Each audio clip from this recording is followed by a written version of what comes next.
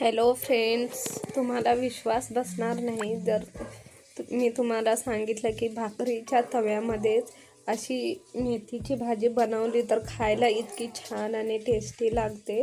तर एकदा नक्कीच तुम्ही ट्राय करून बघा। तर मी इथं भाकरी बनवलेल्याच तव्यामध्ये मेथीची भाजी परतवून घेतलेली आहे आणि टेस्ट खूप छान येते। तर चला तर मग बनवायला सुरुवात करूया।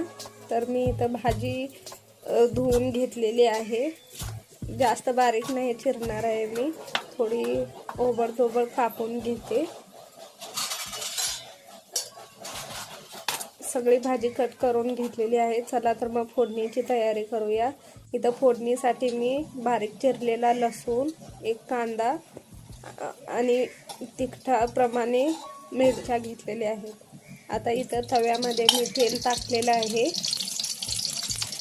आता त्याच्यामध्ये थोडंसं जिरं टाकायचं आहे। जिरं तडतडल्यानंतर त्याच्यामध्ये कांदा, बारीक चिरलेला लसूण, हिरवी मिरची टाकून घ्यायची आहे।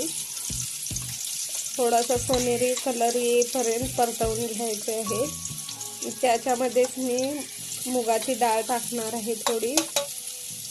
कधी शेंगदाण्याचा कूट नसेल तर नुसतीच मुगाची डाळ टाकून पण छान बनते मेथीची भाजी।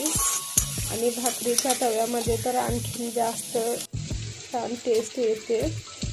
तर बघा मी इथं मुगाची डाळ टाकून घेतलेली आहे। थोडेसे मुगाच्या डाळीचा कलर बदलेपर्यंत परतवून घ्यायचं आहे। त्यानंतर आपण त्यात भाजी टाकणार आहे। तर डाळ परतून झालेली आहे, त्यामध्ये मी भाजी टाकून घेते। नुसतंच वाफेवर शिजवून घ्यायचे आपल्याला भाजी, खूप छान टेस्ट येते। आणि रेसिपी आवडली असेल तर चॅनलला नक्की सबस्क्राईब आणि लाईक शेअर करा।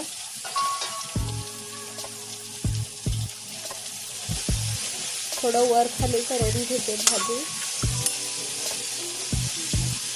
म्हणजे सर्व डाळ एकत्र होईल। मिक्स करून घेते।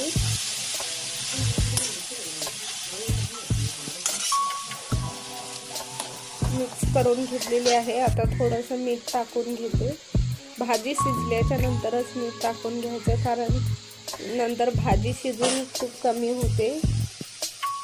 थोडासा पाण्याचा शिंतोडा देऊन 5 मिनिटं झाकून ठेवते, नंतर आपली भाजी तयार होईल। तर भाजी तयार झालेली आहे। धन्यवाद।